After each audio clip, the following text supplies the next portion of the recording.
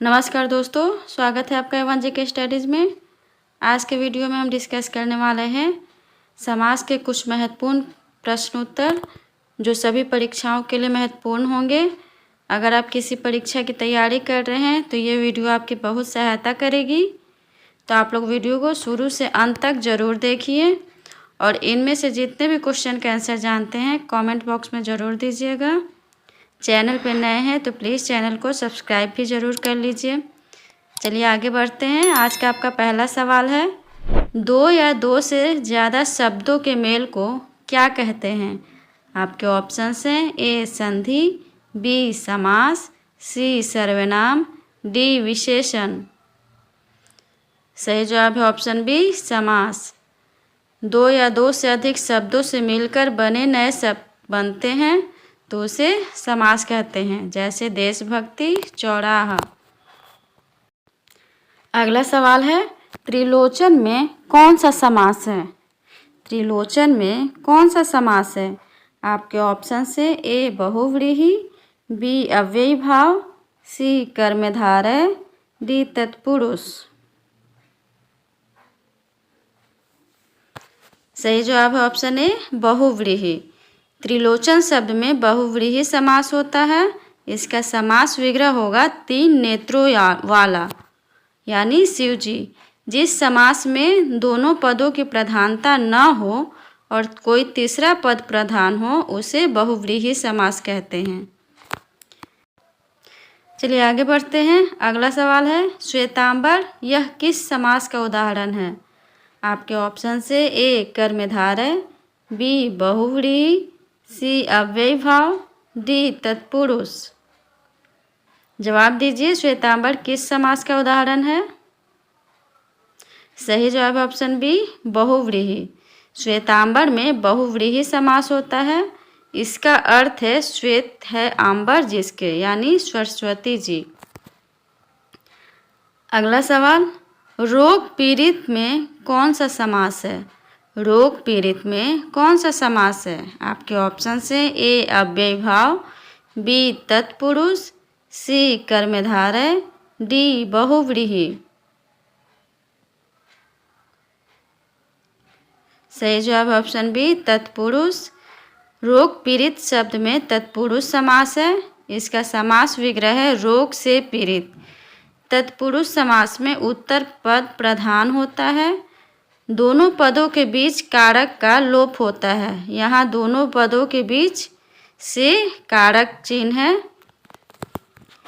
चलिए आगे बढ़ते हैं। अगला सवाल है, चंद्रमुख में कौन सा समास है? आपके ऑप्शन से ए बहुव्रीहि, बी अव्ययी भाव, सी कर्मधारय, डी तत्पुरुष। जवाब दीजिए। सही जवाब ऑप्शन सी कर्मधारय। चंद्रमुख शब्द में कर्मधारय समास है। चंद्रमुख शब्द का समास विग्रह होगा चंद्र के समान मुख। कर्मधारय समास में उपमेय, उपमान या विशेषण विशेष्य में तुलना की जाती है। चंद्रमुख शब्द में चंद्र उपमान है और मुख उपमेय है। अगला सवाल, ऊंच नीच में कौन सा समास है? ऊंच नीच में कौन सा समास है? आपके ऑप्शन से ए कर्मधारय, बी बहुव्रीहि, सी द्वंद्व, डी तत्पुरुष।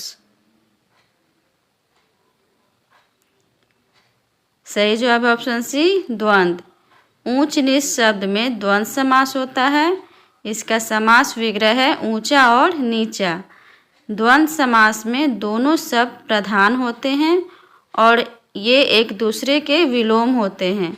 जिस समास में दोनों शब्दों को जोड़ते समय योजक चिन्ह और अथवा या एवं जैसे शब्दों का इस्तेमाल होता है वह द्वंद्व समास होता है। अगला सवाल है, नीलकमल में कौन सा समास है? नीलकमल में कौन सा समास है? आपके ऑप्शन से ए कर्मधारय, बी बहुव्रीहि, सी द्वंद्व, डी तत्पुरुष। बताइए नीलकमल में कौन सा समास है? सही जवाब ऑप्शन ए कर्मधारय। नीलकमल शब्द में कर्मधारय समास है। इसका समास विग्रह होगा नीला है कमल जो। कर्मधारय समास में पहला पद विशेषण और दूसरा पद विशेष्य होता है। इसमें नीला विशेषण है और कमल विशेष्य है। अगला सवाल है चौमास में कौन सा समास है।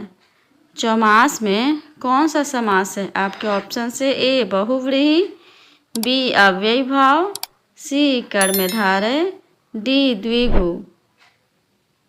ये सभी प्रश्न बहुत ही महत्वपूर्ण हैं। सही जवाब है ऑप्शन डी द्विगु।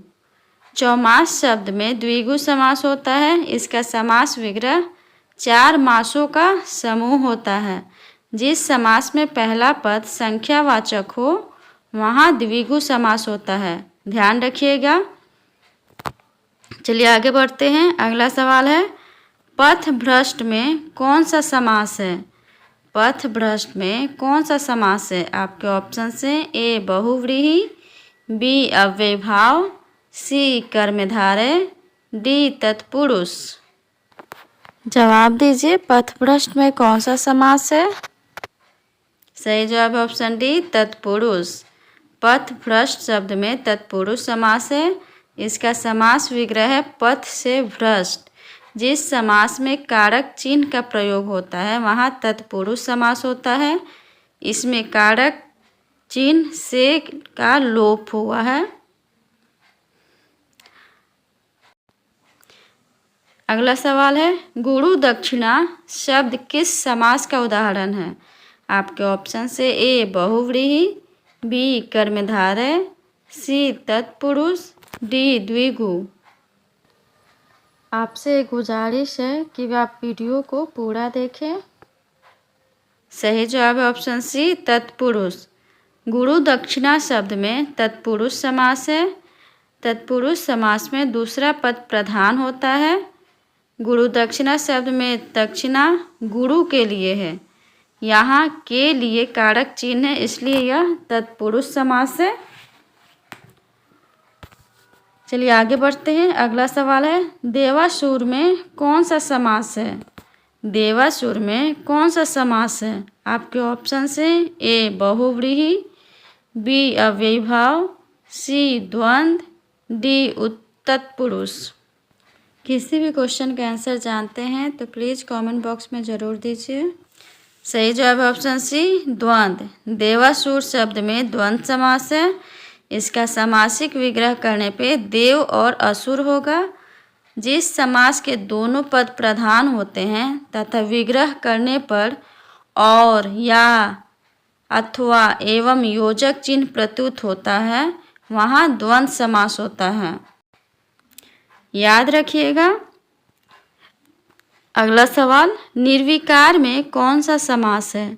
निर्विकार में कौन सा समास है। आपके ऑप्शन से ए द्वंद्व, बी द्विगु, सी अव्ययीभाव, डी तत्पुरुष।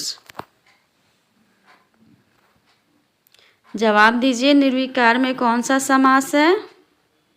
सही जवाब है ऑप्शन सी अव्ययीभाव। निर्विकार शब्द में अव्ययीभाव समास का उदाहरण है। जिस समास में पहले पद में अनु, प्रति, भर, आ, यथा, हर जैसे शब्द या उपसर्ग हो तो वहाँ अव्ययीभाव समास होता है। निर्विकार शब्द में नि उपसर्ग है, इसलिए यह अव्ययीभाव समास है।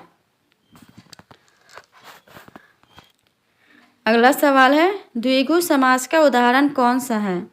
इनमें से द्विगु समास का उदाहरण कौन सा है।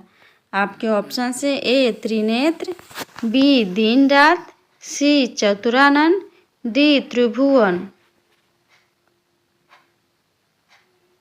जवाब दीजिए। सही जवाब ऑप्शन डी त्रिभुवन। त्रिभुवन शब्द में द्विगु समास है। इसका समास विग्रह है 3 भुवनों का समूह। इस समास में पहले पद संख्यावाचक होता है। ये सभी प्रश्न परीक्षा के दृष्टिकोण से बहुत ही महत्वपूर्ण हैं और आपसे एक गुजारिश है, अगर आप चैनल पर नए हैं तो प्लीज़ चैनल को सब्सक्राइब ज़रूर कर लीजिए।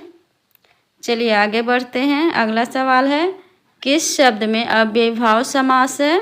आपके ऑप्शन से ए यथाविधि, बी प्रजापति, सी शुद्ध जल, डी वनवास। जवाब दीजिए। सही जवाब है ऑप्शन है यथाविधि। यथाविधि शब्द में अव्ययीभाव समास होता है। जिस शब्द में पहला पद उपसर्ग होता है वह अव्ययीभाव समास होता है। यथाविधि शब्द में यथा उपसर्ग है, इसलिए यह अव्ययीभाव समास है। याद रखिएगा। चलिए आगे बढ़ते हैं। अगला सवाल है, कमल नयन शब्द में कौन सा समास है? कमल नयन शब्द में कौन सा समास है? आपके ऑप्शन से ए द्वंद्व, बी द्विगु, सी अव्ययीभाव, डी कर्मधारय। बताइए कमल नयन शब्द में कौन सा समास है? सही जवाब है ऑप्शन डी कर्मधारय। कमल नयन शब्द में कर्मधारय समास है। इसका समासिक विग्रह कमल के समान नयन है। कर्मधारय समास में पहला पद विशेषण और दूसरा पद विशेष्य होता है। अगला सवाल, सरासर में कौन सा समास है? सरासर में कौन सा समास है? आपके ऑप्शन से ए तत्पुरुष, बी कर्मधारय, सी द्विगु, डी अव्ययीभाव। जहाँ पर किसी शब्द को दोहराया जाता है वहाँ अव्ययीभाव समास होता है, तो यहाँ सही जवाब होगा ऑप्शन डी अव्ययीभाव। सरासर में अव्ययीभाव समास होता है। इसका अर्थ है एक सिरे से दूसरे सिरे तक होता है। इसका समास विग्रह सर धन असर होता है। आज के लिए इतना ही। अगर वीडियो अच्छा लगा हो तो प्लीज़ चैनल को लाइक और सब्सक्राइब करना ना भूलें। धन्यवाद।